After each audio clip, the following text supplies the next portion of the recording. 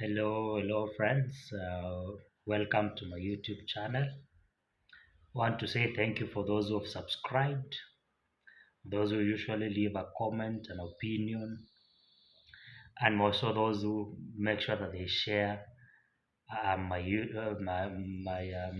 videos. Um, just wanted to address some pertinent issues today. Eric Omondi just wanted to ask. Did our series arrive to State House? I saw you earlier today in the morning trying to carry some volumes of series, trying to deliver them to the president in the State House. All of a sudden, I saw you being wrapped up by the security agencies. So, my question is, though I don't know if you still see this as a Churchill show. Leave politics, my brother Harry Comondi. Is a dirty game. Leave politics to politicians. No, it is a good initiative that you're trying to address an issue, but the way you are tackling it, it really raises a lot of questions that is crossing the minds of Kenyans. How was the aftermath of yesterday mandamanos? I saw some Kenyans. You really amazes me. Some Kenyans yesterday going to the farm of Kenyatta's farm in Northland City in Riru, invading the farm and running away with some livestock. Others even they are erecting some structures. They want to have a permanent residence in the farm. As much as it is maybe your constitutional right. I was asking myself, some few individuals we don't support violence. But as much as you do some picketing and some mass actions of mandamanos, remember that your rights, as much as your law is protects you, but your right is so limited. That I saw maybe this morning some religious leaders, experiencing the losses, the fires, and the violence that was meted to them and to their structures in Kibra. So, as much as you have the right to picket, your right is much as is so limited. That is why we need to be very cautious. Let our conscious guide us. Some Kenyans invaded the Kenyatta's farm. Others pelted stones to Raila's farm, the Spectre farm, for doing some gas production. Was this the right thing to do, Kenyans? No, it is not the right thing to do. I know maybe Kenyatta's family, you own most of Kenyan land, except especially I think that roughly half of Kenyans, if I'm not wrong. But I think maybe the next time I really need to come with appropriate statistics to articulate the same issue.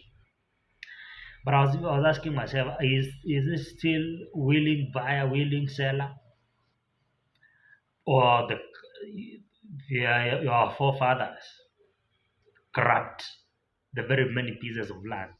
Some Kenyans are squatters. Some Kenyans are very sure that they don't have even some money even to put a meal on the table. Some Kenyans have some mental illness. Some other Kenyans are under depression because of the circumstances of our economy. But as much as the president is trying the much he can do to make sure that he lowers the cost of living. The opposition, as you know, what does the opposition do? They run away picketing and destroying structures and chasing away investors. What is the end game, Mr. Raila Odinga and Kalonzo Musyokas and the Mothers Karuas? What is the end game of the Mandamanos? Will we end up at the steps of around the house trying to have the handshakes that place the Kenyans' life and the cost of living very high? Will you go,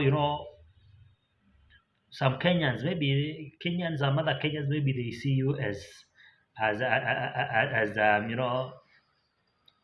someone who will articulate their issues and address their issues using the mandamanos. But will mandamano solve any issue? Yes, you went around picketing, facing the full force of the law. But some other Kenyans, I'm very sure, some they were very genuine picketers, but others they went ahead and destroyed the structures. But I was imagining you went for mandamano, but at night your children are crying, your family is crying, and maybe you are a breadwinner. Some Kenyans have died.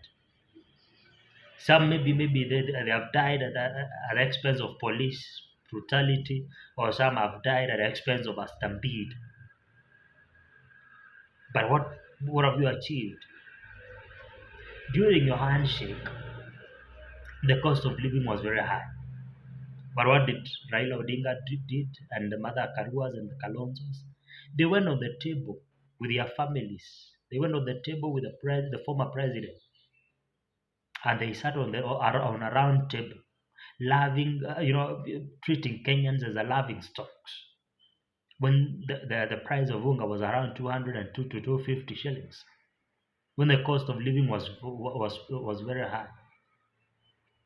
So as much as you do your mass action and picket, you left some destruction, some fires and some violence, mattered to some structures, and mattered to some other Kenyans, the media guys, or mattered, their tools of work were destroyed.